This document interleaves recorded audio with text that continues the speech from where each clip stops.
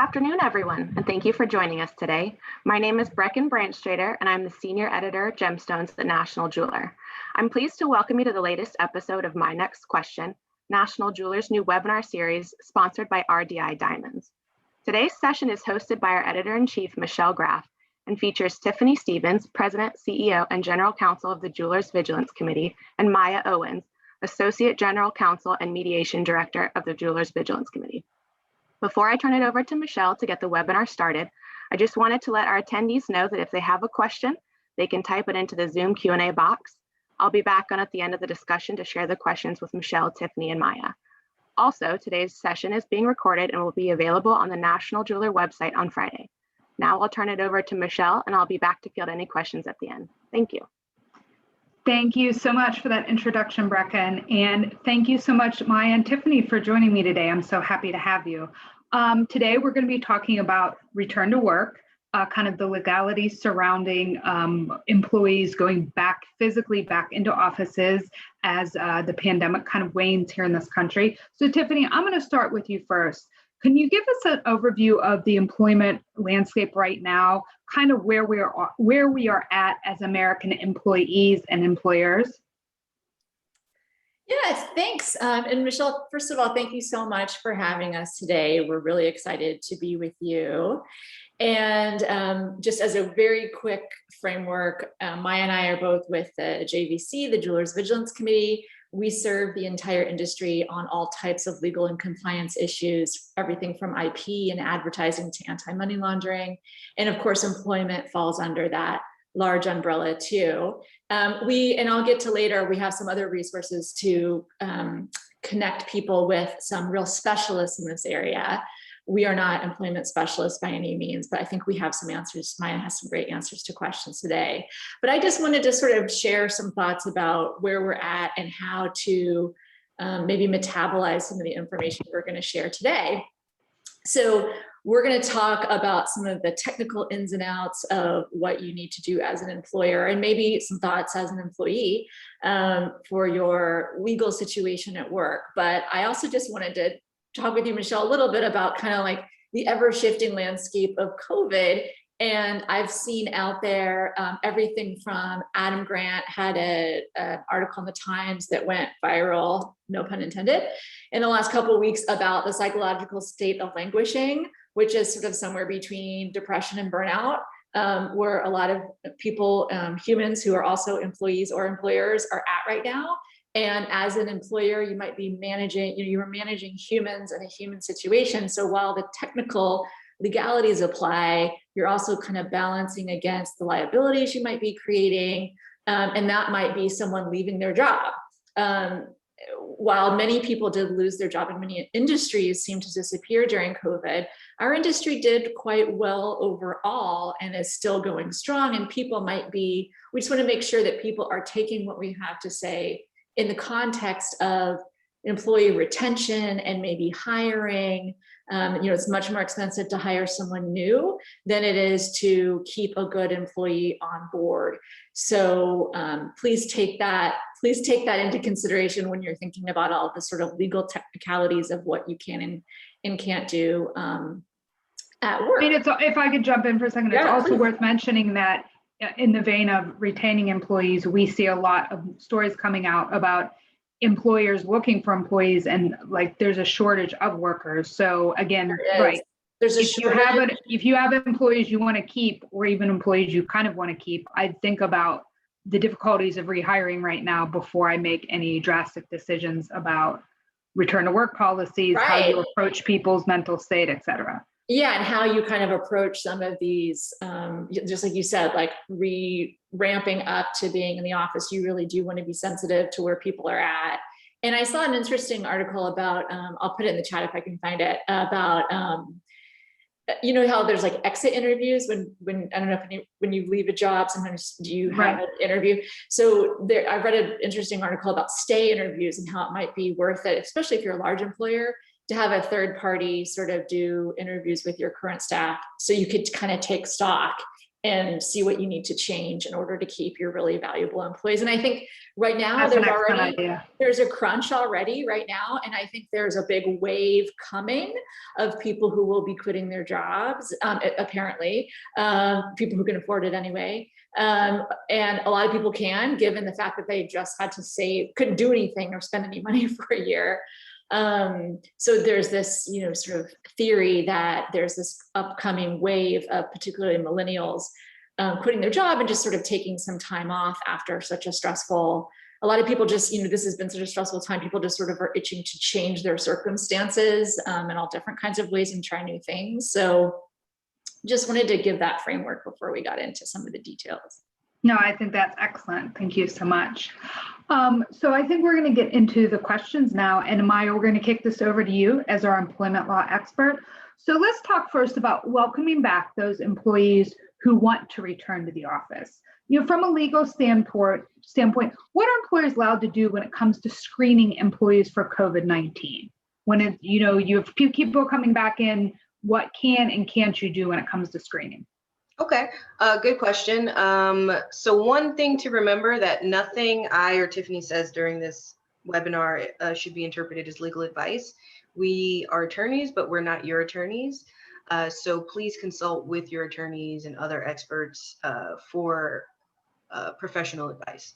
We're simply providing you with education and guidance on these issues. So to answer your question, Michelle, what are employers allowed to do from a legal standpoint? So number one, based on EEOC guidance, which is the Equal Employment Opportunity Commission, you can screen your employees for symptoms of COVID.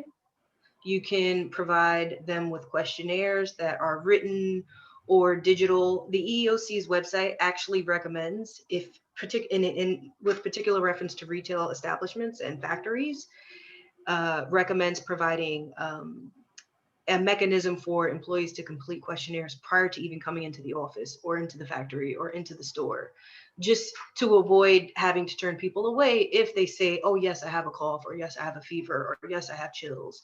Just allow them to do it before even coming in. So that way, you know whether or not they need to be asked to stay home or whether they should be staying home on their own, and so you can do periodic testing, you can do daily testing under federal, state, and local guidance, which everyone should be following, and it's constantly evolving. Under New York City guidance, you have to provide daily screenings for employees. It's not recommended, it's mandatory. So and it also, perhaps maybe mandatory in other jurisdictions too, which is something we've said throughout the pandemic. Please consult your local county, state, city, health department, et cetera, because we can't cover all regulations in any one session. I'm sorry, Miya, I didn't. No, great point. Yeah, so it depends on your state, depends on your city. But like I said, like New York requires it. Other states may also require it. Other cities may also require it. So you're allowed to check temperatures and record those temperatures, which there's a caveat to that. You're allowed to require in every state, as far as I know, in your private business, you're allowed to require employees and customers to wear face coverings. You're allowed to send employees home for exhibiting or reporting COVID-related symptoms that are, again, evolving, right? From the beginning of the pandemic to now. Now we know that, the ones covered in EEOC guidance are fever, cough, chills, shortness of breath, and sore throat. Those are the ones specifically listed in their guidance, but we now are aware, and if you can go on the CDC's website right now, there are additional symptoms that may be related to the COVID-19 illness. So you can require face coverings, take temperatures, require employees to complete questionnaires on a daily basis. And it's also okay to ask where your employees have traveled during the pandemic, even if they have no COVID symptoms. And that is in alignment with CDC guidance on the risks of traveling to certain cities, to certain countries. You can then, and I assume we'll get to this, talk about excluding certain employees from the workforce until they are tested because they've traveled to areas that are hotspots. Okay. But one caveat, if you're taking temperatures and you're keeping records, of what employees are reporting in terms of symptoms, though that information must be kept confidential. Okay, and we're going to get into a little bit of that later about confidential, what information you have to keep confidential. So is there anything employers should avoid doing when it comes to screening employees for COVID-19? Yes, so you want to make sure that you're screening everyone equally. You don't want to only screen, take the temperatures of 2 employees and then two more walk in and you don't take their temperatures and record their temperatures. Right. You don't want to allow, 10 out of 20 employees to complete a questionnaire and remind them to do that, but then allow 10 other people who are your favorites to not complete this questionnaire. You also don't, and this goes to the point I just made, want to share any employee's protected health information. So if I call Tiffany and tell Tiffany, hey, I have a fever today, I can't come in. I have a fever. I don't know if it's COVID. I don't know. I just don't feel good. I think I should stay home. Tiffany would be outside of the realms of the law if she decided to share that information with anyone else, because that's protected health information. And under the ADA, that information must be kept confidential. And in particular, the ADA recommends for COVID-related or any health-related inquiries that you keep notes about as an employer, you keep those notes in a separate file, in a separate folder from your regular personnel files.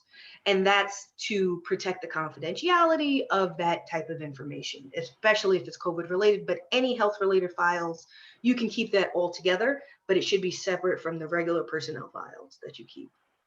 Okay, I want to go back to a point you made when you talked about you can't screen some employees and not others. I assume the problem you would run in here is you could be accused of discrimination, like discriminating based on like, oh, well, you're only screening employees of this race or you're only screening employees of this age. And that's something you don't want to get into. Exactly. You just want to apply your policies and procedures equally to everyone. Talk to your attorneys if you don't already have a COVID opening plan in place. And if you're not already constantly updating that plan by checking your local, your city, your state, and federal guidance, then you need to definitely put that plan into place and keep it up to date. And then earlier you mentioned that Tiffany, if you call Tiffany as your boss and said, I have a fever, I can't come in, she says, okay. She can just generally say if like there's let's say an all company JVC meeting that day, she can generally say, Miya won't be joining us today. She's not coming in, right? You can just say that. You just can't provide any further details. Exactly. And this we can talk about in more depth. Also applies if someone is actually diagnosed with COVID. Right. With sharing or not sharing that information, but we can talk about that in more depth later. Okay. So I've set up this legal screening for my employees, and we're going to get into this now. Let's say during the screening process, it does become apparent to me that a member of my staff has COVID. What can I require of them? Well, number one, you can send them home if they're in the workplace, and require that they stay out of the workplace until they meet certain qualifications, right? So under CDC guidance, you can do a few things. You can exclude the employee. You can or should contact local health officials. You can monitor other employees for potential symptoms, especially those who are directly exposed to the infected employee. You can close out certain areas of your store, your plant, your office. If, for instance, the employee that's positive has an office space where presumably they might close the door and take their mask off to have lunch, or to have a meal or to have a drink, you might want to seal off that office for a period of time, or make sure you keep the door closed, lock the door. And the CDC recommends waiting as long as possible before cleaning or disinfecting potentially exposed areas of your store or business, because the respiratory droplets may still be in the air. So even though instinctually you might say, oh, let me go clean this office right now, let's splash some Lysol, you may then be exposing yourself or your employees to respiratory droplets that are in that room or in that space. So the CDC recommends waiting, if you can, if it's feasible, at least 24 hours before cleaning or disinfecting if there's a case.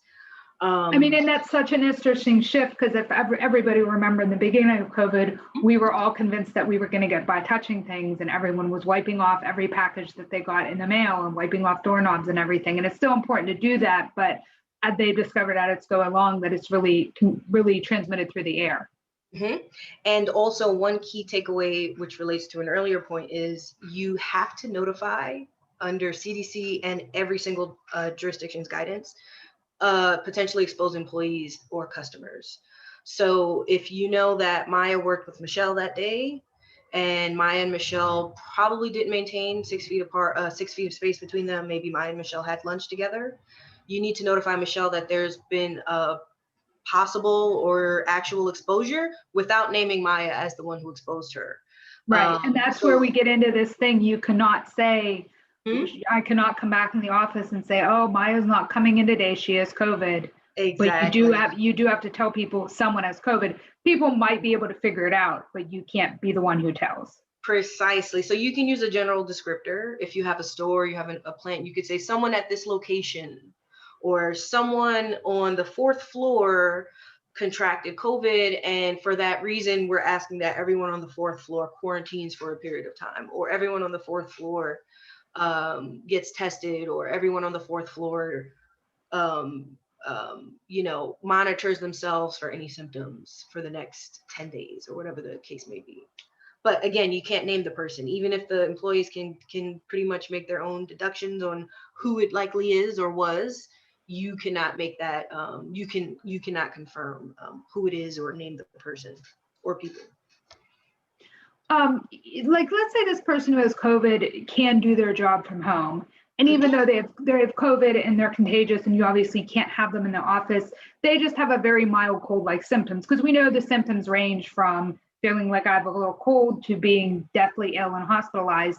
Are there any legal parameters around if the person says, like, I can still work, like I'll just do my job from home, like I can answer my emails, get on meetings and stuff? Is that okay?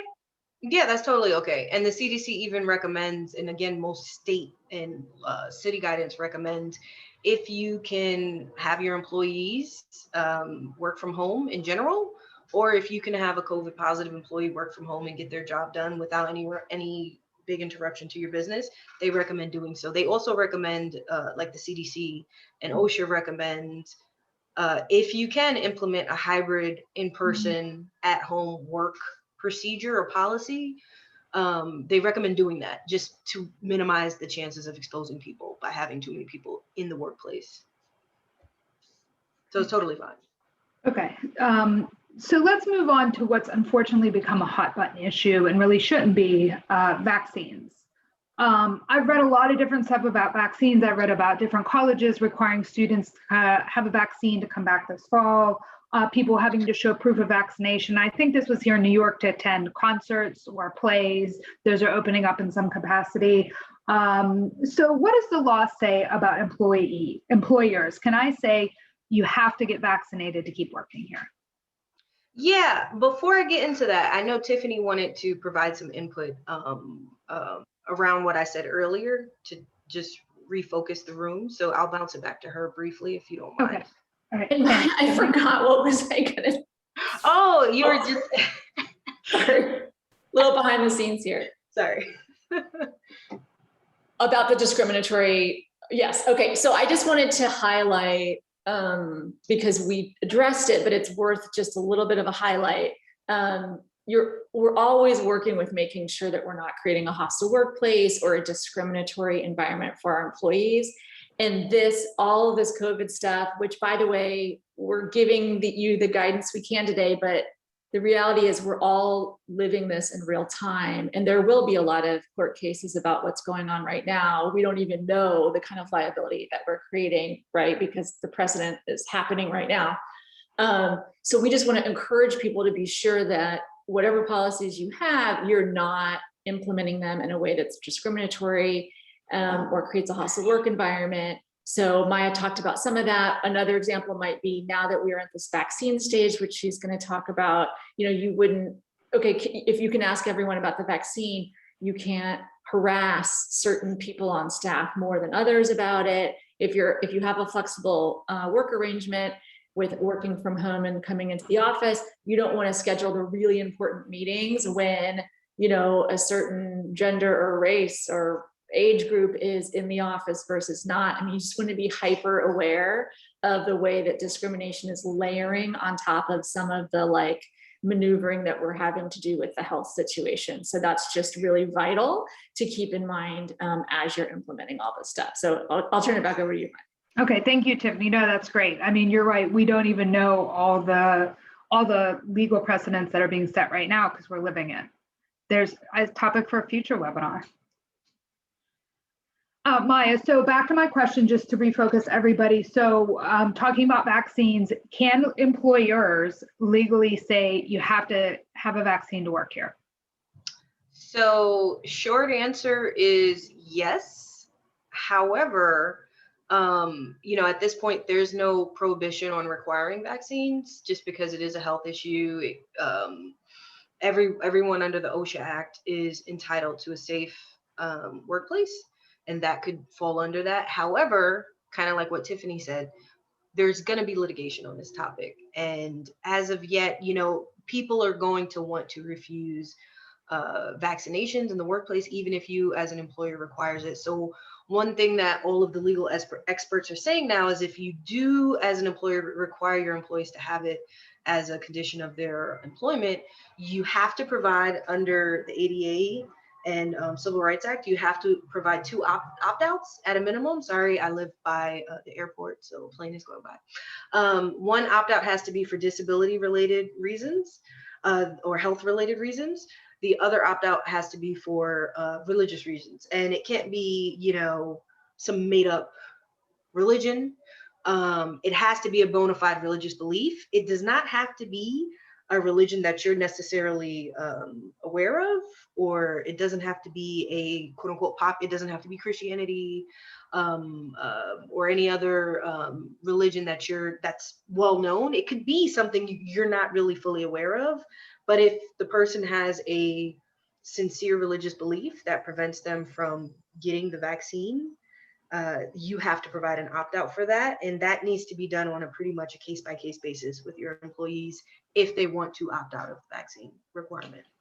So I want to return to that first point, and I don't know if you can answer this or not, the health requirement. Mm-hmm. So what can they say is a health requirement? Like, I'm scared to get the vaccine. I'm scared about what it's going to do to my body. I'm scared of getting sick from it. I'm nervous. Like, is that a health? Is that it would be a health opt-out? Or are you saying it has to be a pre-existing health condition? Well, that's a good question. That would pretty much be dependent on the person and having a sit down. One thing that the CDC and every agency recommends doing is having interactive discussions with your employees about these types of topics, because something that you may think initially sounds ridiculous or not within the bounds of, you know, the law, your attorney may say someone's fear may fall under a mental health exception. Whether or not right. I'm not saying that's the case here because I don't know the answer because it would really depend on the person. But and you also want to be careful about how many questions you ask a person who you're requiring, because you don't want to get into medical inquiries that are awry of the Americans with Disabilities Act as an employer. So this is a question that you need to ask your lawyer early, so you have a plan on what kinds of questions you should or shouldn't ask. And this is also something you want to then circle back to your lawyer if you have to make this evaluation about an employee, because it's really hard to say whether or not that would be a valid health excuse or not, or a valid disability excuse. Do I want to talk a little bit more about something you just mentioned? So what does the law say about employers asking for employees plans for getting vaccinated? You know, example, are you, when, which one are you getting, et cetera? Like, is that something, could you send out a questionnaire to all employees about that? Does that go beyond the bounds of people's like confidentiality and are getting too much into their their health business. I mean, this is not a legal term, their health business, but you get what I said. Close enough. So yes and no. So in December of last year, the EEOC updated some guidance that had already been released about vaccinations and employers. And in that guidance, the EEOC, which again is the one of the agencies responsible for promulgating rules and guidance around workers' rights and healthcare. So the EEOC in their guidance said that it is generally okay. It's generally okay for employers to ask about COVID-19 vaccination status and proof, particularly if that's, a condition of work. But any further questions may invoke disability, federal or state disability laws. So you don't want to ask unnecessarily invasive or specific questions. I would probably err on the side of not even asking which vaccine the person received, unless you have a valid work-related reason as the employer to want to know that. Perhaps, I guess you can make an argument that, Johnson & Johnson, as effectiveness is a bit shorter than the Moderna and Pfizer's reported effectiveness. But again, that needs to be tracked. That's still being tracked. That information is evolving. But otherwise, I would probably stay away from unnecessarily specific or invasive questions, because again, there's a legal term called a medical inquiry under the ADA, which is the American with Disabilities Act, that says your health business. Your health business, exactly. So you don't want to be getting into people's health business, because then that opens you up to kind of like what Tiffany said earlier about potential discrimination suits. If you've gotten too much of someone's health business, and then suddenly if their performance falls flat or something goes wrong, and then they can turn around and say, well, we had this conversation, and now I'm getting demoted, or now I'm getting let go. This is because of that conversation we had. Right, because you were mad. Yeah. Exactly, because you asked me so many questions, You're only firing me because I got Moderna instead of Pfizer. You don't want to open up yourself to that type of drama in the future. So you can ask if they got it, and maybe ask for their confirmation that the employee got it, but you don't want to ask more than that, more than likely. I want to talk a little bit now about treatment of vaccinated employees versus non-vaccinated, but first, kind of a general question that just came to mind to me. As an employer, would it be okay if I kept a spreadsheet of all my employees and who got vaccinated, if I knew it, who got vaccinated with what and when, and I would keep it confidential in a file, of course. Is that okay? That would probably be okay. It is health information. It is, in theory, a medical inquiry, but there is essentially an exception under federal guidance for employee screenings and that type of information. That's pretty general. But if you're going to keep that information in a file, you need to keep that file, again, separate and confidential and inaccessible by anyone other than you or whoever needs actual access to the file. So you don't want to keep it with regular personnel files. Now, are you allowed to make different rules for vaccinated versus non-vaccinated employees? Thinking in the jewelry industry, I guess I'm thinking specifically of once upon a time, we also used to travel a lot. We'd go to Vegas, we'd go to AJ's Conclave. You guys especially went to jewelry shows all over the world. Can an employer say, hey, I'm sorry, but you can't go to the Vegas shows in August if you're not vaccinated? Or, you know what, I want the non-vaccinated people to kind of kept in one area of the office. Is that discrimination, or could you back that up with a reason? Hey, if you're not vaccinated, I don't want to be responsible for you getting sick if you go to a jewelry show. Mm-hmm. I think it's a really interesting question for the industry, because I think a lot of people are planning on attending the shows in August. I mean, there's shows already. There's shows happening in May. There's been shows in Miami already. Mm-hmm. And Atlanta. Mm-hmm. I'm just curious about that. Can you make different rules for vaccinated and non-vaccinated employees? So, good question.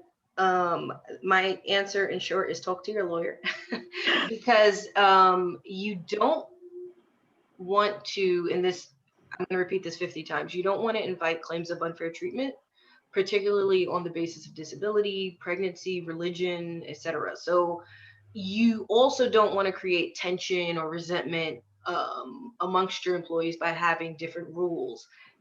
But if in fact you do decide to have different rules, you want to talk to your attorney about whether those different rules have a basis in the law and in the function of the job, right? If you're in an environment where, I don't know, if you're in a manufacturing plant or I don't know, a laboratory, and your employees cannot socially distance, for instance, one may conclude it's more reasonable if you know your employees can't sit more than 6 feet apart because it would just be impractical. It would be impossible to get the job done that way. Then perhaps you can make a decision to separate vaccinated from unvaccinated people, but it's tricky, it's risky.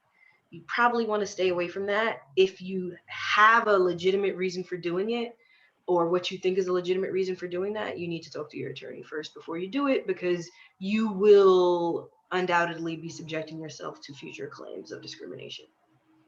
And I think it's going back, Tiffany, to the point you brought up earlier, we don't even know what these cases are going to be yet, because there's definitely going to be cases that come up surrounding these vaccines and vaccinated versus non-vaccinated and what people are asked and how are they treated that we don't even know about yet. And the courts haven't even ruled on yet. So that'll definitely be something to watch for sure. Mm-hmm. Should be interesting. Yeah, it should be. So now we talk a lot about health and safety concerns surrounding employees who are returning to work. Now I want to talk a little bit about employees who don't want to come back to work or don't want to come back full time. Can you fire someone if they say, I like working from home and I don't want to come back in the office, or, I only want to come back in the office 2 to 3 days a week? What are the legalities there? If they've been, and this is the caveat for this situation, I'll say they've been doing this job for this past year, performance is fine, they have the tools and the functionality to do their job from home. What are the legalities about terminating employees for kind of where they want to work at this point? Mm-hmm. So you said a few interesting things in this hypothetical. One of the hypotheticals as part of this question, the employee has been doing a fine job working from home. And now you're thinking about firing them because they don't want to come back. So I'll address that and then give a broader answer. So the CDC actually recommends that every employer think about whether or not they even need to have people coming in person. Because of this exact example, right? If your employees are doing fine at home or doing more than fine, have the same level or greater productivity, why potentially expose them to the virus by bringing them into the office or into the store or into the factory? Well, in that case, who knows what they do? But the CDC actually recommends undertaking an analysis as a business on who actually needs to come in person. And if you decide that someone could reasonably work from home full time and continue to work from home full time, or work from home in a hybrid setting, from home 1 day or 2 days or 3 days, and come in 1 day or 2 days or 3 days, that's the recommendation at this point, to avoid unnecessarily exposing people. If you can feasibly, have your employee do both, they recommend doing both. That being said, I'm sorry, is there any kind of framework for this guidance being lifted, or is everything kind of like just in the moment? Like, this is what the CD says for now, like indefinitely, because we don't know when the end of this pandemic is going to be? The latter. It's okay. It's constantly changing. And that's also a good point. So up until December of 2020, there was a federal emergency act that said that you had to provide emergency paid sick leave to employees. So let's say you have an employee who doesn't want to come back because they don't have childcare. Let's say you have an employee who doesn't want to come back because they're taking care of a loved one who has or had COVID, or one of those types of reasons. There was emergency leave provided to those people where you had to pay them a certain amount of paid leave if you had under 500 employees. That has since expired, but there are proposals to implement new federal law in response to the virus and providing employees with more options for being paid even if they don't want to come in person and they have a valid reason, such as childcare, such as COVID infection, such as a family member with a COVID infection. So, you know, before an employer decides to fire someone because they don't want to come in, one, they need to undertake an analysis of whether the person can do their job from home or remotely, full-time or part-time. They also need to ask the person, why don't you want to come in? Because they may have a disability you weren't aware of. Right. They may have asthma. They may be over a certain age. They may have other comorbidities that really do put them, according to the CDC, at a much higher risk for serious illness. They may not be able to get vaccinated because of one of these disabilities. So if that's the case, you need to then think about, if I fire them, will it be considered an ADA violation? Do I need to fire them, right? Do they really? I mean, Tiffany's point earlier, maybe it's not a great idea in this current environment where there are a lot of people looking for qualified employees. And if they're a good employee, maybe it's not your best move to fire them just because you want things to go back the way they were and you want, you know, people in the office 4 days a week or whatever. Mm-hmm. And the takeaway I'll give for that point is also consider, and this is on the CDC's website, or I think it is on the CDC, it used to be, consider encouraging an employee with a legitimate health reason, for instance. If their job has to be performed in person, instead of firing them, especially if it's a really good employee, to you and Tiffany's points earlier about the lack of, wanting to retain people, consider encouraging them to take a leave of absence rather than quitting, right? Maybe someone can't get vaccinated right now because they're fresh out of the hospital after a surgery, but maybe they'll be able to get it once they're fully healed, but you need them in the store. So instead of firing them, especially if they're a quality employee, maybe you want to say, take a leave of absence until you're healed or until you're ready to go, until you can get vaccinated, and then you can come back in and work, in person when that time comes. Did you want to give a more general overview or did we cover everything there? I think we covered everything. Oh, one other takeaway, if you do decide to go the firing route, you need to talk to your attorney and you need to be able to show and document the reason you made that decision and how you addressed and evaluated the employee's concerns about safety and how those concerns factored into your decision. And also another key takeaway is making sure you're informing your employees about the precautions you're taking, because it could just be misinformation. The person is scared, perhaps. They don't think that, and you need to be having these procedures, but also enforcing them. So you don't want your 60 plus employee to feel uncomfortable because all of your, 60 and under or under 60 employees are not wearing their masks in the store. You know what I'm saying? So you need to implement and enforce the policies you do have related to safety, because people will have legitimate concerns about these things in returning in person. And I mean, I think I talked about this with some retailers concerning customers in a webinar last year, but I think it's also people have different comfort levels, right? And you have to accommodate for that too. Like how person A might feel about COVID, it's going to be completely different. I mean, there's a spectrum of all kind of feelings about COVID, from it's a hoax to I'm wearing a scuba diving mask every time I leave my house. I don't want to get anything. My mom had a friend who was wearing goggles at some point, so that's why that came into my mind. Anyway. But anyway, there's a whole spectrum of how people feel about COVID and how nervous they are for very different reasons. Mm-hmm. So that's something to be mindful of too as an employer. Are there any legal concerns around having some employees working from home and some people who come to the office, let's say 5 days a week? Yeah, I'll actually bounce this back to Tiff, and she can bounce back to me if need be. But yeah, this goes back to what we touched on earlier, and just being really aware of the pitfall of creating a discriminatory environment or a harassing environment. And I would just say, kind of lead that into this, what we're talking about today is a lot.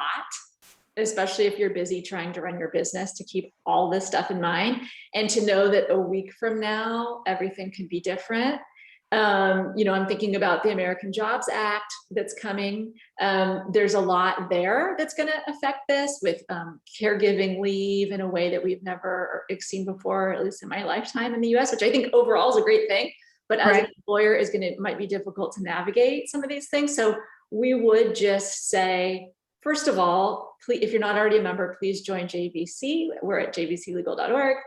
And when you go to our website to join, if you haven't already, you'll see in our, Karen from our team put this in the chat, but we have a number of law firm partners who specialize in employment law. So if you don't have an employment lawyer at the ready, we would encourage you to look at one of our partners. We have people at all different price points, and I would highlight a firm called Greenwald Doherty. They specialize in employment, particularly in New York State, and they have a billing model that's very friendly and easy to use. So if you don't already have an employment lawyer, now is definitely the time. So you have someone to call and ask your specific questions to. And also you have to have an employee manual with all kinds of up-to-date policies that cover all this stuff that's available to all your employees. And there's two sides to that. One is the educational side, to make sure that every employee knows what the policies are and that you're doing what you're supposed to be doing as an employer, and to let everyone know about it. And then the flip side of that is to protect you as an employer, because if you come up against an issue with any of the things that we've talked about today, I mean, God forbid anyone, has a very serious health condition, but if you are accused of doing the wrong thing, will you be taken to court in a trial like on TV? Probably not. You're probably not going to go to trial with most of this stuff. What's going to happen is you're going to get a call from your employee's lawyer that is going to be threatening and aggressive and is going to derail whatever it is else that you're trying to do that day or that week or that month. And the easiest way to deal with that is to have kept records of everything and to have a really up-to-date employee manual that's going to help, because basically it's going to be a negotiation about money, and it will help you get to the end of that negotiation as quickly as possible, that disrupts you the least, and that makes it so you can move on to run your business. So there's sort of two sides to making sure that you've kind of got your ducks in a row, and we really, really encourage you to have all of that stuff up to date for your business. It's really important. And back to the point about the employee manual, you have to have the manual, and as you mentioned, we've mentioned again and again, you have to be treating everyone according to that manual. You can't treat people differently, because then you run into issues. Well, I was treated differently because I'm older, because I'm this race, or because I'm this religion. Mm-hmm. And that's where you can really run into problems. All right, I'm about to send it back to Brecken for any Q&A. Before we bounce it over to her, though, any final thoughts, anything we didn't cover or you want to reiterate or go back over? Tiffany or Miya? I'll just say I dropped the OSHA, at least one of the OSHA PDFs into the chat for everybody, which talks about preparing your workplace and may have some practical advice that you may not be implementing yet.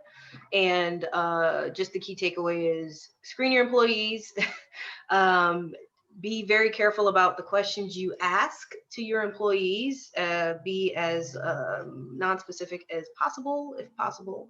And just be careful and, follow state, local, and federal guidance. Okay, great. Thank you both so much. Brecken, I'm going to hand it over to you now. Thanks, Michelle, Tiffany, and Miya. That was such a great, insightful conversation. And thanks to our sponsor, RDI Diamonds. As a reminder, you can still type questions into the Zoom Q&A box at the bottom. I'll try to get to as many as possible as I can before we log off today. While we compile the Q&A, I just wanted to say a quick word about RDI Diamonds. RDI Diamonds, the selection you want, the quality you need. Thousands of diamonds, that's just the beginning. RDI offers a wide range of services and support to help you succeed. From flexible memo options, a partnership with De Beers Group Industry Services, to generous stock options and cost-efficient shipping. RDI's goal is to provide the highest quality of both care and diamonds to your store. Visit rdidiamonds.com today to learn more. So we did have a couple quick questions to follow up on that conversation. And the first is, if someone at the company test positive for COVID-19 and say they've already returned to work, what rules are there in terms of communicating that to the other workers who maybe have also returned? What's required, if anything, and what should they not do, maybe? I'll answer. What rules are required of the employee or the employer? Or The maybe employee. the employee? Okay. So it depends on, this is, I guess, under the assumption that they come into an in-person workplace and they don't work remotely. If you test positive and you potentially exposed others in the workplace to that, you should be informing your boss, because under a lot of state, local laws, the boss has to track and trace. Well, the boss doesn't do the work. The boss has to inform local health authorities for tracing purposes. So especially if you work in a retail establishment, but in every establishment, the employer has to inform, or should inform, in certain jurisdictions has to inform local health authorities. So this should be built into your policies and procedures. That said, if the person is working remotely and they test positive and they never came in and potentially exposed anyone, they have no obligation to inform you of that. As far as I know, just because there's no tracking and tracing obligation for you if they never actually came into the workplace while they were infectious. Right. And then say from the employer's perspective as well, if they did come in and, risk, I guess, passing along to others, what should the employers keep in mind in terms of what they have to do at that point? Yeah, so they should be sending the person home if they haven't already sent them home.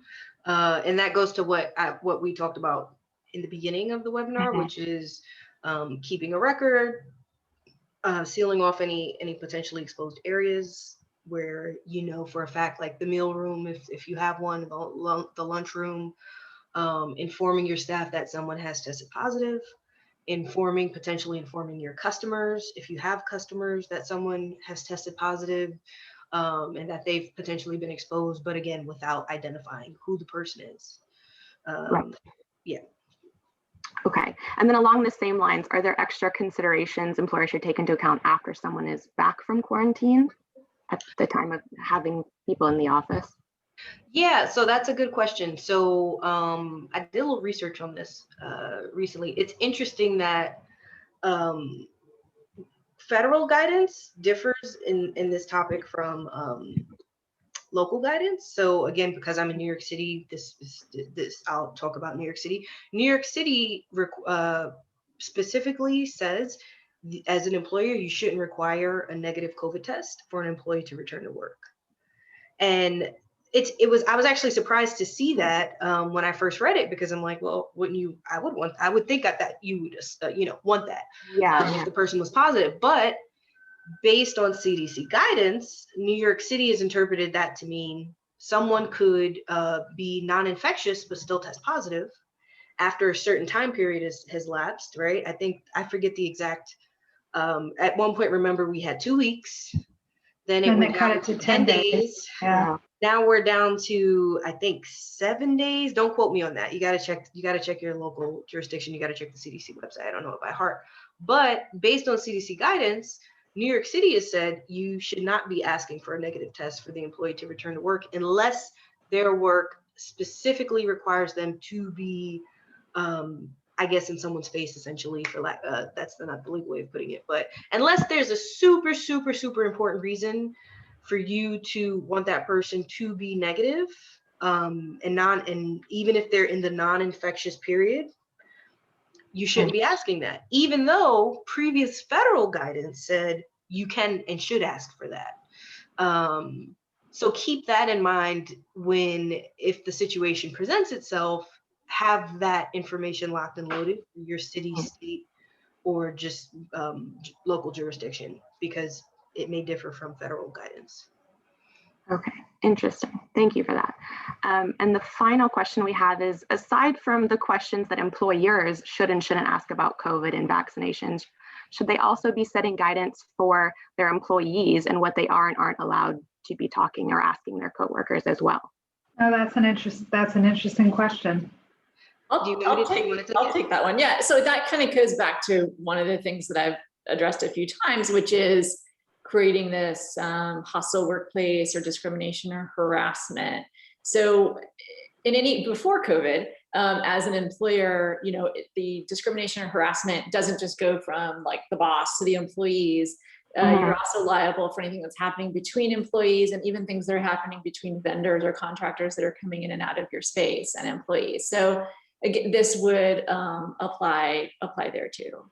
And I would say as a parting thought, we're always trying to, we'd love to bring your risk to zero in every instance, which is not realistic, but that's the stance we're coming from. So I would just say, I feel like here in New York City, I get it, but there does seem to be a lot of pressure for people to come back to the office now, and it feels a bit rushed. I think just today there was an announcement that Goldman Sachs is going to have everybody back in the office by the end of June.